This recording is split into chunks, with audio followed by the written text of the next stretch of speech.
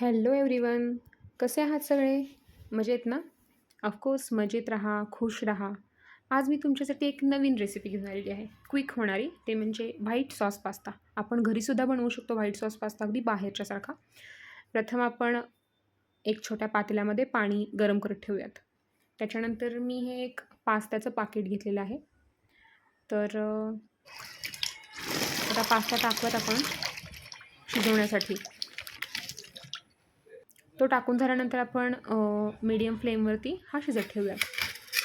तोपर्यंत आपण सर्व स्टफिंग चिरून घेऊयात. टोमॅटो, इथे मी 2 टोमॅटो घेतलेले आहेत चिरण्यासाठी. त्याच्यानंतर ढोबळी मिरचीसुद्धा 2 घेतलेल्या आहेत. ढोबळी मिरची आपण बिया काढून चिरून घेऊयात. आणि 2 कांदे. इथे तुम्ही बघू शकता. हे सगळं सामान आपण चिरून घ्यायचं आहे.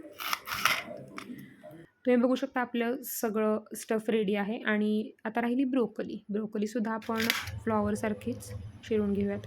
जेवढ्या क्वांटिटीमध्ये लागणार आहेत तेवढीच आपण घेऊयात.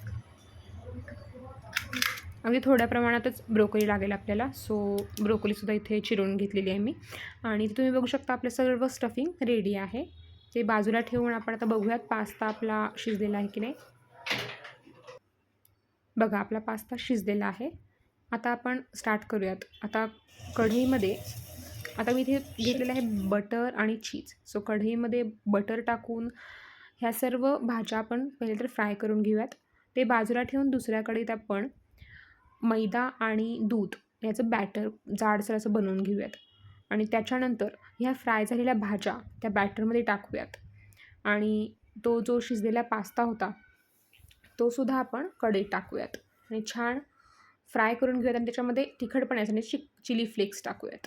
सो इथे तुम्ही बघू शकता थोडंसं मीठ टाकून आपला व्हाईट सॉस पास्ता रेडी आहे. थँक्यू. सो अशा खूप नवनवीन व्हिडिओजसाठी तुम्ही माझं चॅनल लाईक, शेअर आणि सबस्क्राईब करायला नक्कीच विसरू नका. मी तुमच्यासाठी नवीन नवीन व्हिडिओ घेऊन येत जाईन. So thank you once again. Bye.